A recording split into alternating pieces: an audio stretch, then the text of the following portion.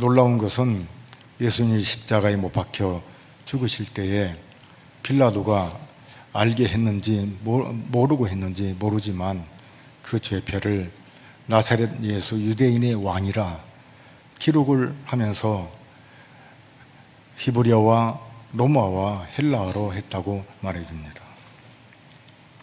히브리어는 성경을 기록한 언어이고 로마는 그 시대의 세계를 제패한 로마어입니다. 헬라어는 그때 당시에 전 세계 공용어가 헬라어였습니다. 그렇기 때문에 이 세 언어는 그 시대를 총괄하는 대표하는 그런 언어입니다. 그러니까 나사렛 예수 유대인의 왕이라는 말을 읽지 못하는 사람이 아무도 없다는 사실입니다. 그것만이 아니라 예수님이 못 박혀 죽으신 해골이라는 것은 성에서 가까운 거로 사람들이 그것을 보고 읽었다 이렇게 말해 줍니다. 이 말은 예수님의 십자가에 못 박혀 죽으신 그 사건, 그리고 예수님이 어떤 분인가를 십자가를 보면서 모두가 다 한 번은 생각을 하게 되고, 그리고 십자가에 인생을 한 번은 맞닥뜨리게 된다는 사실입니다. 모든 인생은 일생을 살면서 한 번은 그 정점에 서게 되는데, 그 정점이 언제인가? 죽음에 서게 될 때입니다. 생명의 기로에 서 있을 때의 모든 인간은 모두가 다 생각을 합니다. 내가 죽으면 어떻게 될 것인가? 과연 예수님이 왕이신가? 과연 예수님이 구원자이신가? 과연 예수님 믿으면 천국에 갈 것인가? 다른 모든 종교는 이것에 맞닥뜨리지는 않지만, 모든 인류는 종교가 있든 없든 간에 죽음 앞에 서면 내가 과연 천국에 갈 것인지 지옥에 갈 것인지, 예수님이 진짜 구원자인지, 결국은 인생은 십자가를 앞에 두고 두 개로 갈림길에 서게 된다는 사실입니다.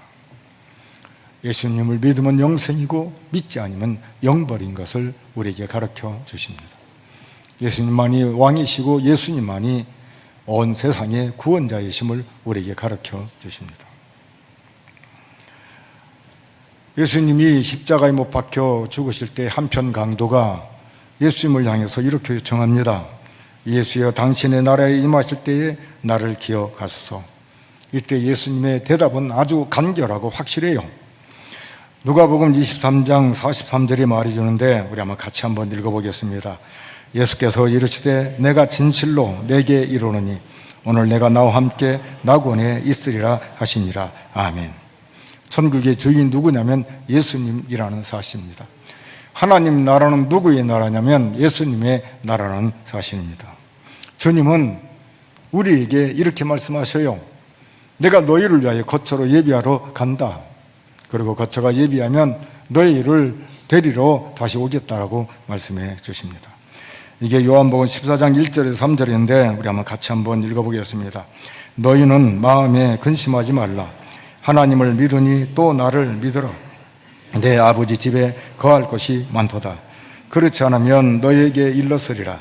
내가 너희를 위하여 거처를 예비하러 가노니 가서 너희를 위하여 거처를 예비하면 내가 다시 와서 너희를 내게로 영접하여 나 있는 곳에 너희도 있게 하리라. 아멘.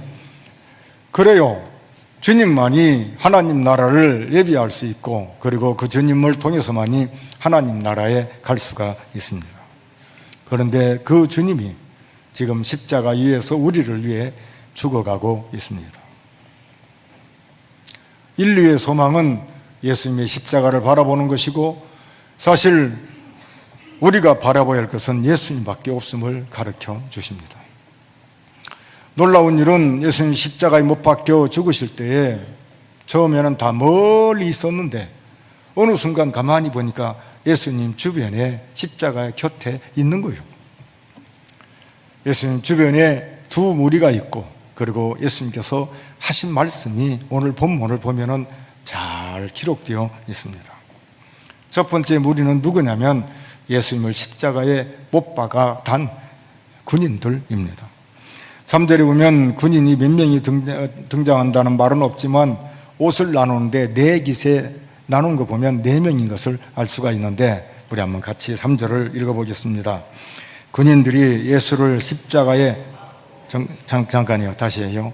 3절이 아니라 23절입니다. 같이 읽겠습니다. 군인들이 예수를 십자가에 못 박고 그의 옷을 취하여 4깃에 나눠 각각 한 개씩 얻고 속옷도 취하니 이는 이 속옷은 호지 아니하고 위에서부터 통으로 짠 것이라고. 여러분, 성경을 잘 보면 이렇게 말해 줍니다. 군인들이 취한 행동은 예수님을 십자가에 못 박고 그리고는 그 옷을, 겉옷을 자기들이 나눠 가져요. 여러분, 옷을 나눠 가진다는 말은 옷이 없다는 거예요. 옷이 없다는 말은 그들이 형편이 가난하다는 것을 말해 줍니다. 요즘 우리나라에 누가 돌아가시면 아무리 잘 살고 비싼 옷, 값비싼 옷이라 할지라도 돌아가신 분 옷을 받아서 입는 사람은 거의 없어요. 과거에 제가 어렸을 때에는 돌아가신 분 옷을 서로 입으려고 받아갔어요. 왜 그러냐면 가난했어요. 여러분, 십자가에 죽는 건 가장 비참하고 그리고 처절한 아픔을 주고 고통을 주는 형벌이 십자가의 형벌인데, 그 죄수의 옷을 나눠 가진다, 얼마나 가난한가를 우리에게 가르쳐 주십니다. 그런데 그것도 4깃으로 나눴어요. 예수님 옷을 한 조각 한 조각 4섯으로 나눠서 가졌다 이 말이죠. 만약에 5명이 있으면 5섯으로 나눴겠지만 4깃으로 나눈 거라 이 말입니다. 로마의 그때 가장 작은 조직이 뭐냐면 4명이었는데 그 4명이 예수님을 십자가에 못 박고 그리고 예수님의 그 옷을 4깃으로 나눴다, 그렇게 말합니다. 예수님의 옷은 겉옷이 있고 속옷이 있는데 속옷은 통옷으로, 그래서 나눌 수가 없는 그런 옷이었습니다. 군인들이 이건 나누지 말고 제비 뽑아서 갖자고 말합니다. 놀라운 일은 이런 내용이 어디에 나오냐면 시편 22편이 이미 예언됐다는 사실입니다. 시편 22편 18절에 보면 나오는데 우리 한번 같이 한번 읽어보겠습니다. 내 겉옷을 나누며 속옷을 제비 뽑나이다. 여러분, 정말 수천 년 전에 예언한 하나님의 말씀이 어떻게 이렇게 정확하게 이루어지냐 이 말입니다. 여기에 우리에게 놀라운 걸 깨닫게 해주는데, 하나님의 말씀은 예의 없이 하나도 땅에 떨어지지 않고 그대로 이루어지는 것을 우리에게 가르쳐 주십니다. 성경을 잘 보시면 세상에 이루어지는 사소한 일이라 할지라도 하나님께서 관여하고 계심을 우리에게 가르쳐 주십니다. 빗방울 하나 아무것도 아니죠. 우리가 여름철에 지나갈 때에 빗방울이 쭉 하나 떨어지는 것 자체도, 그리고 여름에 번개가 치는 그 번개도, 그리고 우리의 머리털 하나가 땅에 떨어지는 것도, 세상의 만물 중에 아무도 관심을 가지지 않는 그런 미무지라 할지라도 하나님의 허락이 없이는 이 온 세상은 이루어지지 않는다는 걸 우리에게 가르쳐 주십니다. 감히 여러분들에게 말씀을 드려요. 여러분 자신이 소중한 존재라는 걸 잊지 마시기를 바랍니다. 여러분 한 사람 한 사람이 얼마나 소중한가, 그것을 결코 잊지 마시기를 바랍니다. 세상 모든 만물은 하나님의 말씀으로 존재하고 하나님의 말씀으로 보존됩니다. 이걸 이사야 선지자가 이미 말씀하셨어요. 이사야 14장 24절에 이걸 말해주는데 우리 한번 같이 한번 읽어보겠습니다. 만군의 여호와께서 맹세하여 이르시되 내가 생각한 것이 반드시 되며 내가 경영한 것을 반드시 이루리라.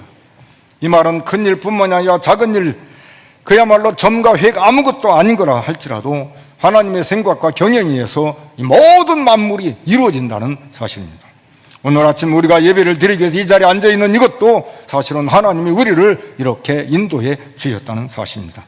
여러분 그것을 믿습니까? 예수님의 죽음은 예언된 죽음이에요. 예수는 성경대로 살다가 성경대로 지금 십자가에 못 박혀 죽으시고 계신 것이라 이 말입니다. 그런데 오늘 예수님은 십자가에 못 박혀 죽으시면서 겉옷도 속옷도 누구에게 다 빼앗기냐면 군인들에게 빼앗깁니다. 이때에 날이 춥다 그랬습니다. 사람들이 밖에 있으면 춥기 때문에 불을 피워 몸을 녹여야 하는데 이 추운 날에 예수님은 다 빼앗기고 그야말로 옷을 빼앗긴 가운데 추워요. 어쩌면 예수님은 이 땅에 오셔서 산 생애가 빼앗기는 생애가 아니었나, 나눠주는 생애가 아니었나 생각을 하게 됩니다. 오병이어로 5,000명을 먹이고도 이렇게 어쩌면은 참 많은 사람들에게 나눠주는 그런 인생, 수많은 환자들, 병자들, 귀신 들리자들, 그들이 왔을 때 그들을 향해서 베풀어 주셨던 우리 주님 예수 그리스도. 그런데 예수님의 군인들에게 빼앗긴 이 옷, 이것 자체도 하나님의 뜻을 이루기 위한 예수님의 허락인 것을 알 수가 있습니다. 위에서 주지 않으면 군인들은 예수님을 해할 수도 없고, 그리고 그 옷을 그들이 나눌 수도 없고 가질 수가 없습니다. 예수님은 하나님의 권세하에 겉옷도 속옷도 군인들에게 허락하고 있는 것입니다. 오늘 본문 24절에 오면 이 부분을 이렇게 말해주는데, 24절, 오늘 본문 24절을 우리 같이 한번 읽어보겠습니다. 군인들이 서로 말하되 이것을 찍지 말고 누가 얻나 제비 뽑자 하니, 이는 성경에 그들이 내 옷을 나누고 내 옷을 제비 뽑나이다 한 것을 응하게 하려 함이라. 군인들은 이런 일을 하고, 여러분, 예수님의 모든 일거수일투족 성경에 그대로 이루어진 대로 사시다가 지금 십자가를 지신 겁니다. 십자가에 달린 예수님은 가지고 있는 것이라고 해서는 옷밖에 없는데 그 남은 소유 옷마저도 군인들에게 주고 있습니다. 예수님은 춥고 군인들은 따뜻해집니다. 예수님은 벌벗고 군인들은 그것을 덧입게 됩니다. 예수님은 비워지고 사람들은 채워지게 됩니다. 예수님은 열동도 더 드는 천사들을 동원할 수 있으나 가난하기 짝이 없는 군인들에게 자신의 마지막 소유인 겉옷과 속옷을 내어줍니다. 지금 십자가의 예수님은 아무것도 입지 않은 벌거벗은 상태입니다. 아담과 하와가 죄를 짓고 자신의 벌거벗은 것을 인지하고 그 수치를 가리기 위해서 무화과 나무 잎 치마를 만듭니다. 그러나 예수님은 아무것도 걸치지 않습니다. 벌거벗은 수치를 그대로 취하셨고 천조각 하나도 가리지를 않으셨습니다. 주님께서 우리의 수치를 온전히 당하시기에 우리의 치명적인 수치가 사라진 것입니다. 하나님은 아담과 하와의 수치를 가리기 위해서 가죽옷을 입혀 만들어 입히셨습니다. 십자가 예수님은 살과 피에 벌거벗은 수치를 다 드러내며 피와 물까지 쏟으시는 수치를 당하시면서 우리의 수치를 덮으신 것입니다. 마태복음 27장 55절 56절에 보면 잘 보십시오. 같이 읽어보겠습니다. 예수를 섬기며 갈릴리에서부터 따라온 많은 여자가 거기 있어 멀리서 바라보고 있으니 그 중에는 막달라 마리아와 또 야고보와 요셉의 어머니 마리아와 또 세베대의 아들들의 어머니도 있더라.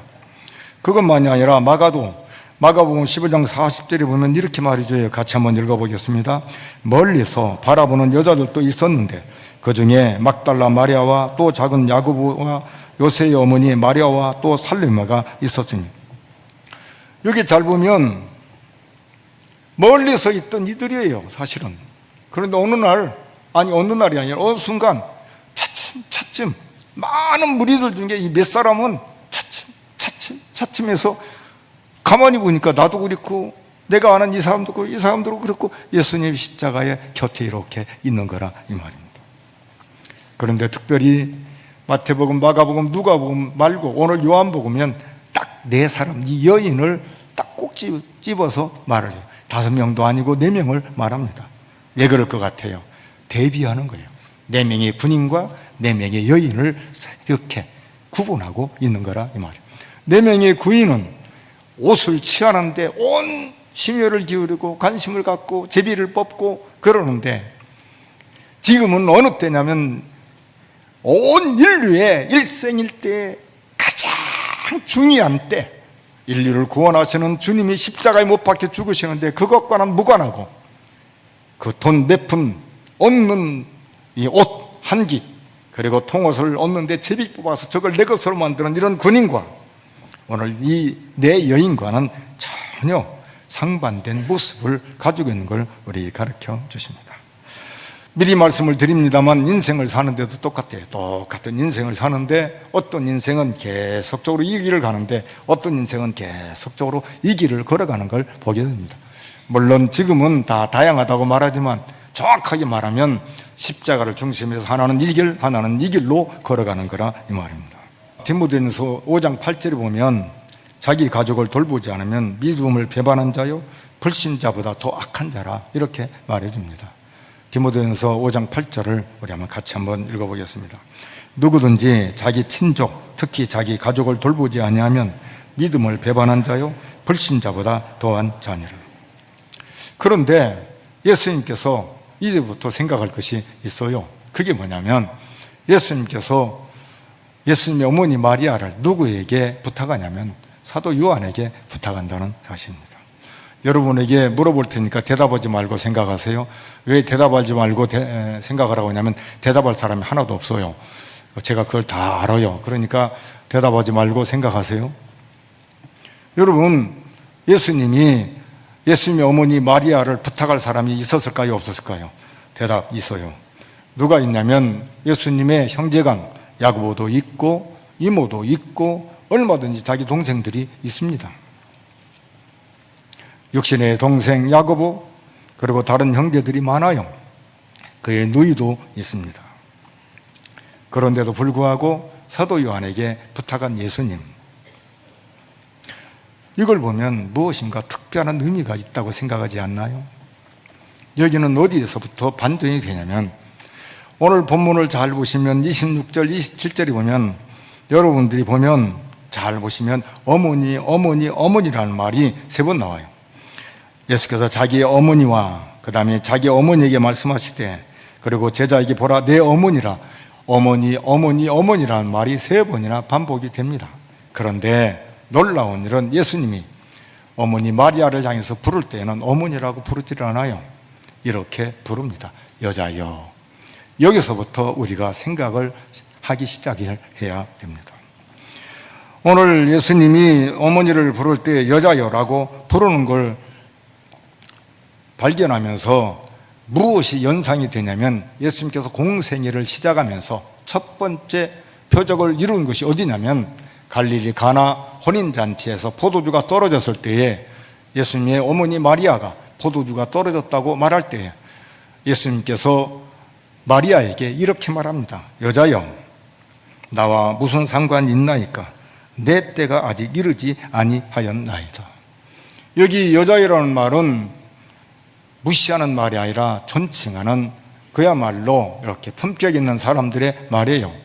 그러니까 어머니를 무시하거나 하대하는 그런 말이 아니라 한 여인으로서 존중하고 그리고 존칭으로서 참 품격 있는 말로 여자여 그런 의미입니다. 갈릴리 가나 혼인잔치 때에도 여자여 이 말은 품격 있게 말하면서 그리고 한 대상, 한 여인이 어머니가 한 여인으로서 그리고 객관적으로 지금 말하고 있는 거라 이 말입니다.